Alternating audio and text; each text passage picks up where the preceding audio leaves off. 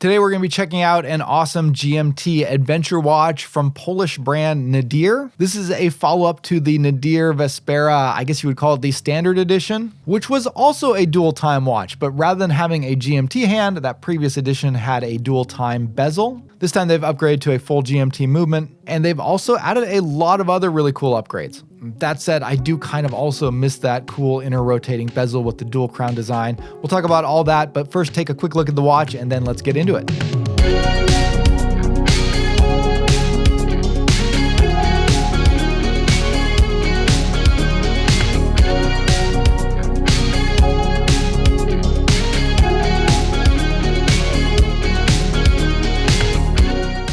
The Vespera GMT is a really cool adventure watch with a distinct, unique design. Now, this is the second watch that Nadir has released. The original was a non-GMT version, but with this version, they've added a lot more than just a GMT complication. This is more like a version 2 of the original watch with a lot of design refinements that I think turned out really well. Nadir classifies this as an adventure watch, so it has some elements of like a field watch, but also a traveler's watch. It's got a little bit of a motorsports vibe going on with these stylings, and it's very rugged with a stainless steel case that features 200 meters of water resistance and a sapphire crystal. And I really like the concept and the feature set. This is a great wearing watch that has a great design with its own distinct personality. Unfortunately, it did have one unexpected drawback for me, and that was with the case back that's included. I found that it was constantly catching hairs on the back of my wrist and tugging on them, which turned what would otherwise be a very comfortable wearing experience into something somewhat unpleasant. We'll talk about that more in a minute, but let's get into the watch itself. As mentioned, the big new feature of this watch is the GMT complication, which is facilitated by the use of the Miyota 9075 True GMT automatic movement. This is a relatively new movement from Miyota. It is in their 9000 series, so it's kind of in their premium level of movements, and it brings not only a GMT complication, but what's termed a True GMT or a Traveler's GMT complication, which previously was only found in far more expensive luxury watches. The way that a Traveler's GMT movement is meant to be used is that you'll set the GMT hand to your home time or reference time,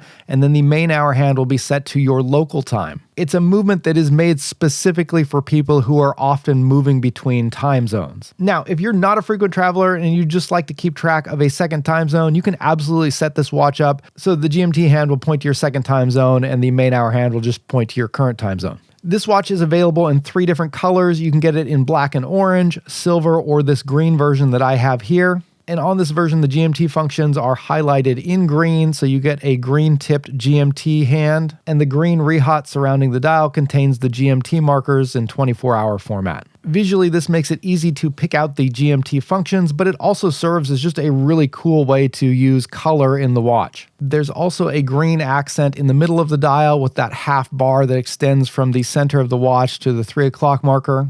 And I like the idea here. It gives the date a place to live. And I think it also gives the watch something of a motorsport styling. That little green bar sort of reminds me of racing stripes on cars.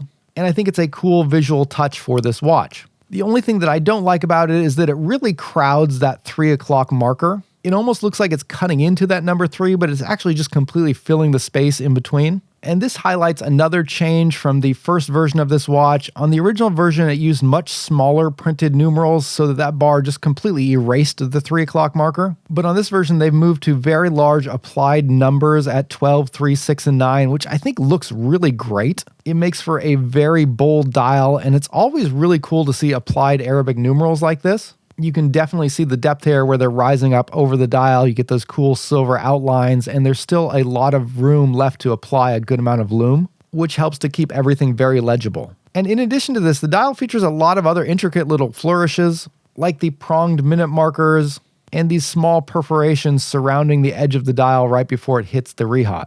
With all of these unique touches, you're trading a little bit of clarity for some added visual interest, while still managing to keep everything very legible. Sitting on top of the dial is a domed sapphire crystal with 4 layers of anti-reflective coating. This gives you a very clear look into the dial, and I really like the way the dome crystal complements that wide green chapter ring. creating a dramatic bubble-like effect without actually increasing the height of the watch that much. As mentioned before, the watch features a good application of lume. In this case, it's BGW9, which gives it a nice bright blue glow in the dark. This is something that was also improved from the first version thanks to those applied markers. And overall, it gives you a really good level of after dark performance, comparing favorably even to a lot of dive watches. The case shape has remained largely unchanged, and this is one of the signature features of the Vespera. Overall, the case suggests a square shape thanks to the wings on either side. They're somewhat reminiscent of what you see on the Patek Philippe Nautilus, but this watch is so different from the Nautilus in both concept and style that I think this is more an homage in the true sense of the word, in that it pays respect to something that came before it while doing its own thing.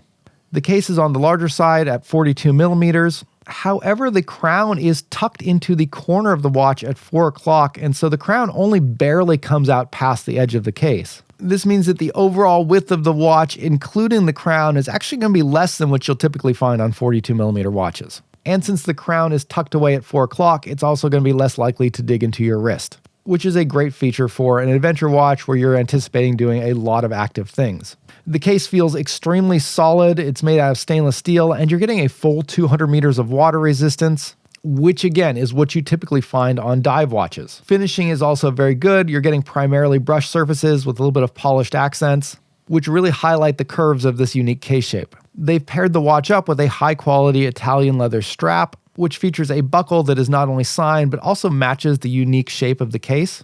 And they've also matched the accent colors on the strap, giving you green stitching close to the lugs and then a green edge painting along the sides of the leather. And it's really cool to see a leather strap that's this well integrated into the design. The watch does feature standard 22 millimeter lugs, so you can switch this over to other straps. In particular, if you want to take advantage of the rugged features and the high water resistance, maybe throwing it on something like a NATO would make a lot of sense. With the domed sapphire crystal, this watch comes in at a manageable 13.5 millimeters tall. So I think you can totally get away with putting this on a NATO strap. However, it's not easy to get NATO straps on here because there's not a lot of clearance between the edge of the case and the spring bars. Still, as long as you stick to thinner NATO straps, it can be done. And this is also something you might want to do if you don't have smooth wrists. And that leads back into my main complaint about this watch, which is the case back. Like everything else on the watch, it's very high quality and aesthetically pleasing. It really matches the stylings of the watch well with the little bar that matches the bar on the front of the dial. But it's the background of the case back that gives me problems.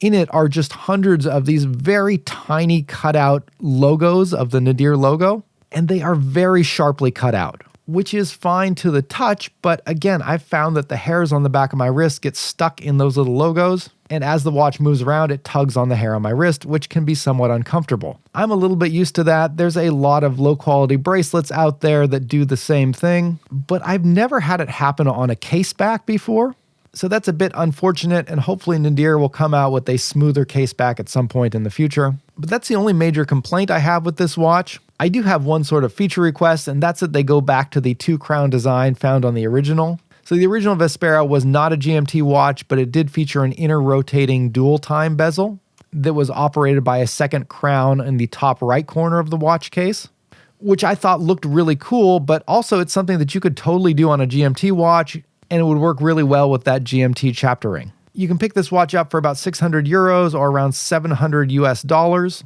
which I think is a really good price for a watch with these specifications and with this mature of a design. This is a great looking watch with a very distinct personality, combined with great specifications and build quality.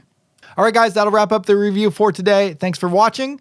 If you like the watch, there's a link to get it down below. And if you're interested in getting a watch themed t-shirt like this one, you can pick it up on my website at justthewatch.com. If you like this watch, there's probably other micro brands that you also like. And so if you haven't seen my new segment, the Micro Brand Monthly, you'll probably be interested in checking that out as well. This watch was featured there along with a couple of other cool recently released micro brand watches. So go watch that one next. All right, that'll wrap it up for today. Thanks for watching. I'll see you later. Bye.